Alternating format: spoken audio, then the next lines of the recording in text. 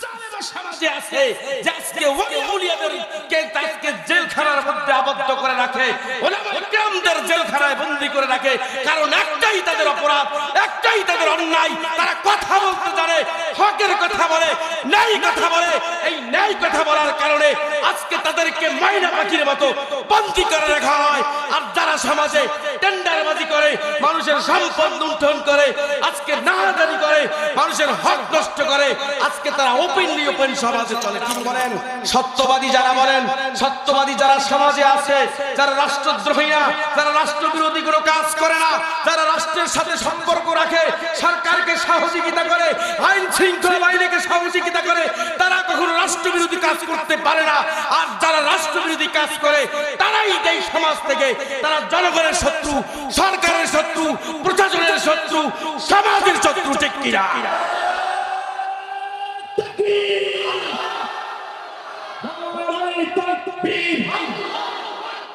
ফিলিস্তিন ফিলিস্তিন জিন্দাবাদ জিন্দাবাদ আল-আকসা আল-আকসা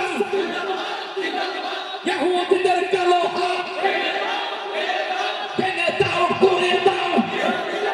সরকারকে সহযোগিতা করা, এমন যদি সমাজের মধ্যে কোনো কুমতলবকারী সমাজে চলে, জনগণের হক নষ্ট করবে, রাষ্ট্রীয় সম্পদ নষ্ট করবে, রাষ্ট্রের সম্পদ অন্য জায়গায় তারা পাচার করবে, ওদেরকে ধরে আমরা আইনের আশ্রয় দিব, ওদেরকে ধরে সরকারকে সহযোগিতা করবে। ঠিক কি না?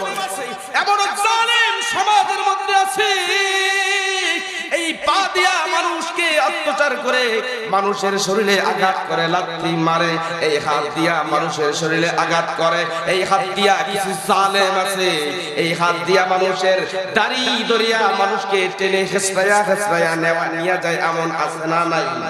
এমনও মানুষ আছে এই হাত দিয়া উলামায়ে কেরামদেরকে বিভিন্নভাবে বেয়াদবি করে।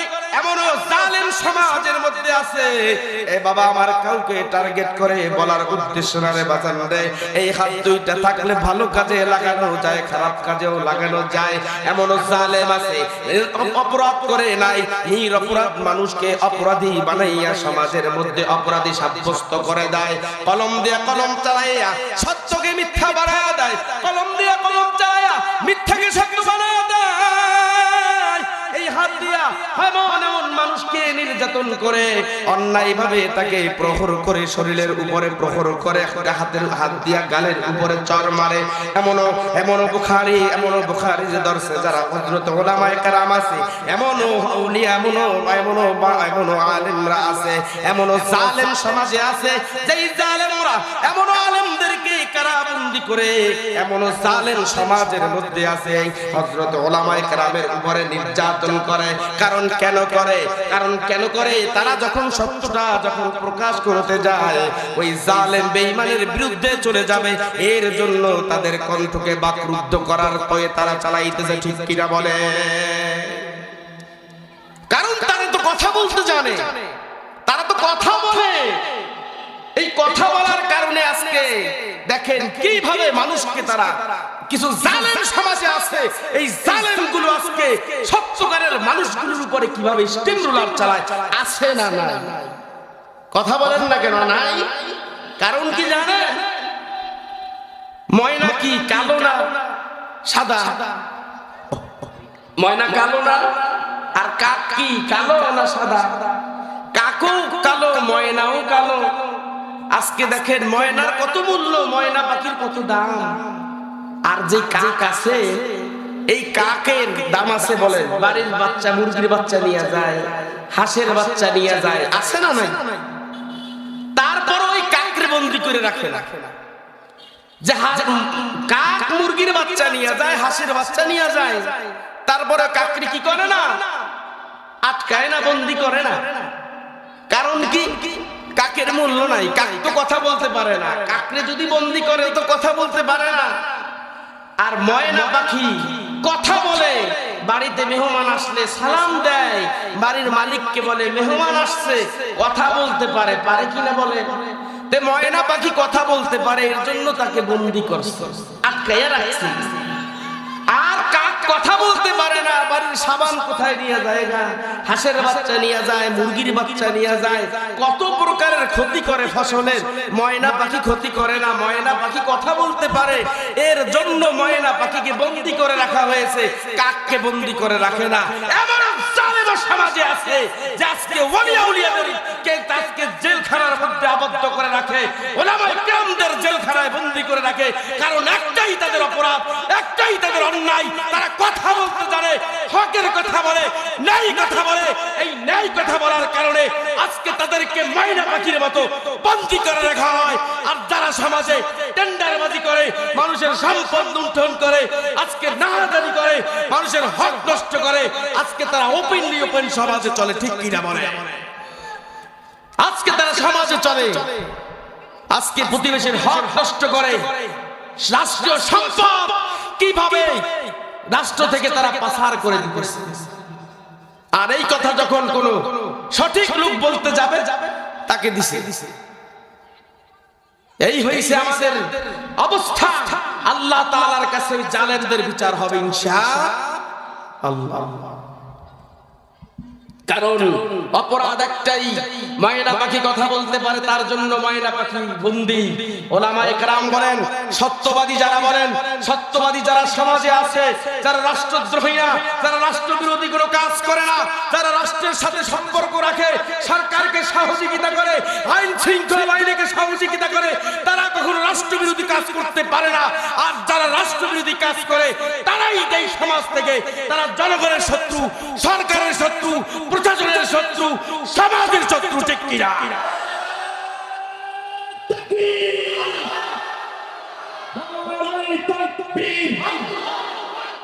ফিলিস্তিন ফিলিস্তিন জিন্দাবাদ জিন্দাবাদ, আল-আকসা আল-আকসা, ইহুদিদের কালো হাত ভেঙে দাও, করে দাও।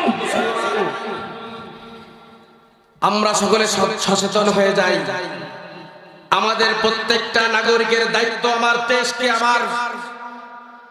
আমার দেশকে আমার ধরে রাখা, শৃঙ্খলা বাহিনীকে সহযোগিতা করা, সরকারকে সহযোগিতা করা। এমন যদি সমাজের মধ্যে কোনো কুমতলবকারী সমাজে চলে, জনগণের হক নষ্ট করবে, রাষ্ট্রীয় সম্পদ নষ্ট করবে, রাষ্ট্রের সম্পদ অন্য জায়গায় তারা পাচার করবে, ওদেরকে ধরে আমরা আইনের আশ্রয় দিব, ওদেরকে ধরে সরকারকে সহযোগিতা করবে, ঠিক কিনা বলে? কোনো তাদেরকে ছাড় দেওয়া হবে না। কারণ আমরা সচেতন নাগরিক। আজকে 30 লক্ষ শহীদের বিনিময়ে এই সোনার বাংলার লাল সবুজের পতাকা আজকে আপনি আমি পেয়েছি। যে আমাদের যেই বঙ্গবন্ধু শেখ মুজিবুর রহমান আজকে তিনি দুনিয়া থেকে চলে গেছেন, কিন্তু তার অবদানে আজকে এই সোনার বাংলা পেয়েছি। এই সোনার বাংলার 1 ইঞ্চি মাটি নিয়ে যদি কেউ পায়তারা করে, ওর হাত ভেঙে দেওয়া হবে, ঠিক কিনা? কোনো ছাড় দেওয়া হবে না। হযরতে মুসা আলাইহিস সালামের কাছে বলতেছে, পয়গম্বর আপনি একটু আল্লাহ পাকের কাছে বলবেন, আমার হাত নাই, আমার পা নাই, এই আমার হাত পা বিহীনওয়ালা আমি মানুষটা আমার আল্লাহ কোন কাজের জন্য বানাইছেন? বলেন না সুবহানাল্লাহ। কোন কাজের জন্য আমার আল্লাহ আমাকে বানাইছেন? হযরতে পয়গম্বর মুসা আলাইহিস সালাতু ওয়াস সালাম এবার সামনের দিকে অগ্রসর হয়ে যায়। কিছু দূর যাওয়ার পর আল্লাহর পয়গম্বর মুসা আলাইহিস সালাতু ওয়াস সালামকে আরো একজন যুবক ডাক দিলেন। পয়গম্বর মুসা আলাইহিস সালাতু ওয়াস সালামকে বলে, আসসালামু আলাইকা ইয়া মুসা কালিমুল্লাহ। পয়গম্বর মুসা আলাইহিস সালাতু ওয়াস সালাম সালামের জবাব দিয়া বলে, যুবক তুমি ভালো আছো? তুমি কি জানতে চাও বলো, আমার হাতে সময় নাই, আমি লম্বা সময় তোমাকে দিতে পারবো না। যুবক এবার ডাক দিয়া বলে, পয়গম্বর মুসা, মহান রব্বে কাবা মালিকের কাছে আমি যুবকের ব্যাপারে একটু জেনে আসবেন। আল্লাহ তাআলা আমাকে এত সম্পদ দিয়েছেন, এত টাকা দিয়েছেন, এত বাড়ি গাড়ি দিয়েছেন, আমি তো এত সম্পদের মালিক হতে চাই না, আমি এত সম্পদের মালিক হতে চাই না।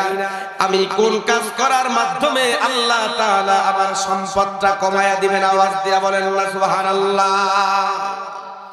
আর আমরা জাতি এমন কপাল পোড়া জাতি যে আমাদের সম্পদ আছে আরো দরকার, যত আছে তত দরকার, ঠিক কিনা বলে?